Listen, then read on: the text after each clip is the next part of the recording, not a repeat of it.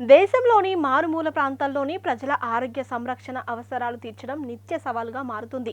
గుర్తింపు పొందిన సామాజిక ఆరోగ్య కార్యకర్తలు, ఆశా కార్యకర్తలు మాతా శిశు ఆరోగ్యానికి జీవనాధారంగా నిలుస్తున్నారు. అపారమైన అంకిత భావంతో ఉన్న ఈ ఫ్రంట్ లైన్ హెల్త్ కేర్ వర్కర్లు ఇప్పుడు సాంకేతిక పరిజ్ఞానం సహాయంతో సమర్థంగా విధులు నిర్వహిస్తున్నారు.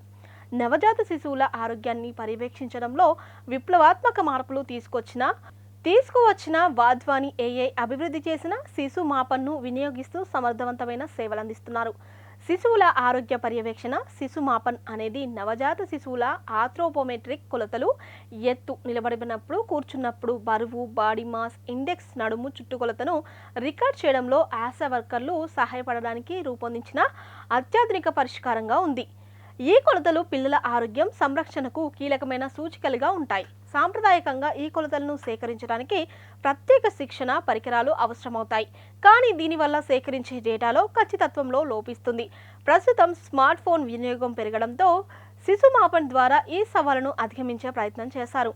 ఎలా పనిచేస్తుందంటే, ఆశా వర్కర్లు బేసిక్ స్మార్ట్ ఫోన్ను ఉపయోగించి నవజాత శిశువుకు చెందిన చిన్న వీడియోను రికార్డ్ చేస్తారు.